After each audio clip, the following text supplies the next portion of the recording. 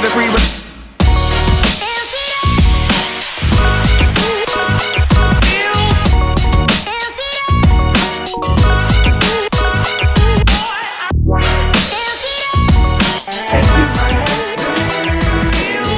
Yeah, so I want to just start with you know, allowing you to have the space to speak about your legacy and started that platform, because obviously you come from a family that has always been vocal, being that your father and your grandfather, and I would love to have you speak on that and where you've gotten this empowerment, you know?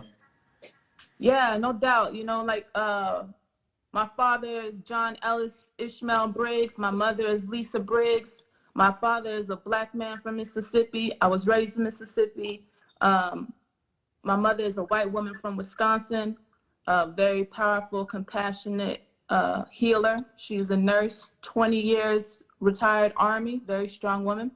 My father, his father, my grandfather, Reverend Clyde Briggs. If you're watching this, you know, after everything is over, go Google Reverend Clyde Briggs, and you can read more about his work and his life. And he was badass. He was a reverend of several churches in Franklin County, Mississippi, a leader in the community.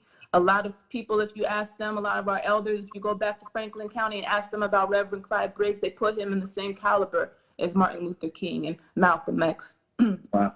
Him and his boys, his friends, his homegirls would create transportation convoys to and from voting centers so that the Klan, aka the police, wouldn't kill them for trying to vote or intimidate them. They would make these security transports, you know, just for the people. There's a famous case called Henry D. and Charles Moore, and my grandfather's journal was helped to convict the murderers of these two young boys, Henry D. and Charles Moore. They were teenagers when they were tortured in Franklin County, Mississippi in the 60s. They were tortured by Klansmen and police officers, and they were tortured because they were trying to get information from them. And that information was who's running guns in Franklin County, who's arming black citizens to protect themselves against the cops. Wow. The Klan. It's synonymous. Right. The cops and the Klan in Mississippi are synonymous. They yelled out my grandfather's name. Wow. And this is documented. You know, you could look this up. And I don't know, I always get a little like emotional when I speak about it. But anyhow, 6 months later, that same night that they killed these boys, you know, no one knew these boys were missing and dead yet. You know, they went to my grandfather, woke him up out of his bed and brought him to his churches to dig up the floorboards of the church looking for these guns. They never found anything, but continued to harass my grandfather over the span of the next 6 to 8 months. They shot into my father's childhood home. There's still the bullet holes that they left up there so us grandkids can see. When there were 6 children inside, including my pregnant grandmother at the time, shot up his home. 8 months or so, I might have the timeline a little, shortly after these boys were killed, my grandfather passed away at age 42, mysteriously, after being harassed, followed. They would tail him and try to run him off the road. They would follow him home, at which point my grandmother would come out with a shotgun and let them know, you know, he was always armed. He was always protected, so they couldn't get close to him. So many of my family believe that he was poisoned. A lot of people in my family believe he was poisoned because he came home, complained of a headache, became comatose, and died before he got to the hospital, before they took him to the hospital. So they believe someone close to him, like they got to someone to poison him. Wow. And which was a very valuable method of assassination that a lot of people don't know. Most people think, oh, someone's assassinated, they're shot in broad daylight, or their stuff is bombed. Nah, most assassinations, this goes back to ancient Greece. If you're gonna kill somebody, you kill them silently, so you don't make a martyr out of them. It makes people quail down when there's confusion surrounding the death. So a lot of my family believe that, you know, he was poisoned. My father was 7 years old when my grandfather passed away, and I think it kind of radicalized him a bit. And I say that in the most beautiful word when I say radicalized, meaning he understood that these people are willing to take strong measure to prevent Black people from having their rights, strong measures. And he learned that as a kid. And for the rest of his, the rest of his childhood, he'll tell you, people would bring food to the house to help my grandma because she was a widow. Bring food to the house, she put it right in the garbage. She wouldn't feed the kids anything because of that fear that someone was going to poison them. Yeah. Right. So my father, he was being reared to kind of become a preacher. My father is an ordained Baptist preacher, but when he went off to the army, he converted to Islam. So both my mother and father converted to Islam before I was born. So I was raised on the Muslim faith. So we were made to read the Quran and do family prayer, all the things. But we were also taught to read the Gospel and the Torah, all three monotheistic religions. So my upbringing was very multi-faith, multiracial. Yeah, so my parents just always taught me and my brothers about revolutionary love, how far love and compassion can go, and that was something that was missing from these people's hearts who was attacking other people because of their race, because of their gender, because of their sexuality. They're lacking love. And so they taught us that love is a powerful, powerful weapon. So that's kind of what has informed my activism work. And I've been an activist since I was 15, pushing petitions to get my community college renamed. Jeff Davis Community College. Jeff Davis was the president of the Confederacy. So we're pushing to get that changed. Jesse Williams, when I was 16 years old, a Black man who was tortured by cops. They put pepper spray, put a bag over his head. It's all caught on film in the holding cell. They didn't have any indictments. Me and my friends, we go and we hit the streets and with local leaders, organizers. Like my dad taught me how to organize at a young age, My earliest memories is being 5 years old and my dad dragging me to a KKK rally as an opposing voice. Wow. And I don't know what's going on. I'm just 5, and he's explaining to me what's going on. Like my father never talked to me like I was a child, ever. He had me watching Holocaust documentaries as early as I was watching Disney. Wow, that's amazing. Yeah, so that's the kind of man Ishmael B is. So I've just always had a hunger for justice, a yearning to see anybody who doesn't have a platform. I want to use my platform to amplify their words and their story and help them. Anyone who, I don't have a lot of money, someone doesn't have money and doesn't have power to get what they need, and I want to help them. I've always had a hunger for that. And just never been fearful. Even as a kid, I just accepted at a really young age that I was probably going to die doing this shit. And it's cool. I accepted it at a young age. I accept it now. I hope I don't. I'm doing what I can to be safe. But if I do, I've never felt like I belong to this realm anyway. So. Right. Wow. That's powerful. That's powerful, especially when you're diving in so deep and you have such a strong legacy.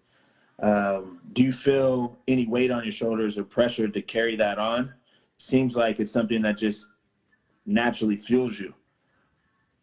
Yeah, no, I don't feel any pressure. I think my parents would love if I just got a girlfriend, married her, and start having babies and just chilled the hell out and just had a normal life. Right. I think my parents would be, they're like, you've done enough. Go sit your ass down somewhere. Right. Be happy, Right. So I don't feel any pressure from my family. I wish more people knew about my grandfather's story and my ancestors. So I like to talk about that, when I do interviews, because I think that's how we keep the spirit of our ancestors alive. Just Absolutely. Like What's that one Disney movie where they like once you start taking down the pictures and then It's your like, ancestors die in is that the the Prince of Egypt? Nah, it's a new movie. Anyone in the comments know it's like a movie? I think it's a Mexican family. Oh, It's named after the grandma in the movie. yeah, I forget what it's called. Come on, none of y'all know the movie? Coco, yes, thank you, Nina. Coco, yes. Coco, thank you, Benny. Yeah. What up, little Yeah. cuz? Young Apollo in the house. Coco, thank you, Audrey. So yeah, Coco talks about this thing where, you know, they have these, you know, they have the picture and they honor their ancestors, and that's how you keep them alive in the next life. Right. So that's how I feel about my grandfather. So I wear, you know, I wear my dog tags with the hologram of my grandfather and grandmother on both sides on my chest. And I talk about them every chance I get because they're very powerful. And I know that their stories will still inspire young leaders today.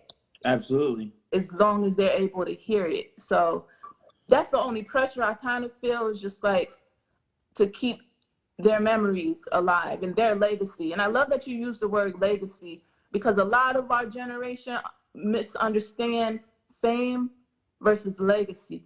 Totally. Fame versus legacy. You got a lot of these kids, they want to, you know, be a celebrity. It don't matter what they do. They will copycat anyone, whoever sounds hot. They will make music that sounds just like them. They will go to the grocery store and lick ice cream and put it back. Well, whatever they can do for fame.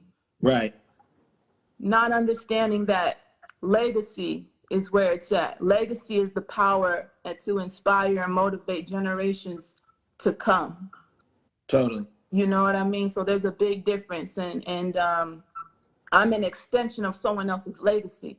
Totally. You get what I'm saying? So Totally. any notoriety that or recognition I get, it's not fame to me. It's not my fame. It's the extension of a legacy. That's why I use my platform to speak about my family history so much. Totally. Absolutely. And I feel like that's important, and I'm blown back by the story. I mean, I'm going to ask, I'm going to just keep it going then.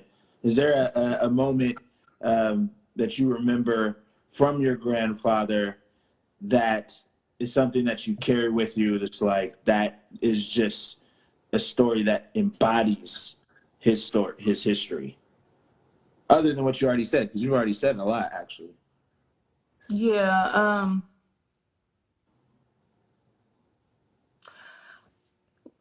If your viewers go and when they Google Reverend Clyde Briggs, an article is going to pop up called Fighting Back in Klan Nation. And in that article, you'll hear testimonials, because he was also a teacher. He was a preacher, a teacher, and an activist. Back then in the 60s in Franklin County, Mississippi, you would have 2 teachers for 400 students in black schools, in the black segregated schools. 2 teachers for 400 students. So those students couldn't get that attention, you know, and they couldn't afford class rings. And a lot of them couldn't go to school because they were helping in the fields and helping in the farm so that their family could eat. They would only go to school for a couple of months a year because, you know, they had to survive too. And you get to hear from some of those kids who my grandfather taught and how attentive he was. He would never let them just be cool, being, how do I say, he always saw their potential, right? And always pushed them towards that highest potential. He never, he was like, you know, don't think that you're good just because you're getting by. Like, you have the potential to be that much greater. Like, he always talked to them like that. Same way my dad talked to me. Mediocrity, that's the word I was looking for. Mediocrity was not an option, even though there was all this stuff in these kids that says they're not human, right? They don't deserve a good education. They deserve to be poor. You know, they're blacks in Mississippi. Who the hell are you? All this pressure on them. He was like, right. Nah, you could be the greatest, whatever you want to be, you know? And like, that is what sticks out the most about my grandfather. Like, how do you hold on to that vision in such a hopeless atmosphere? Like, right. I don't even know if I'd be able to do that. Right.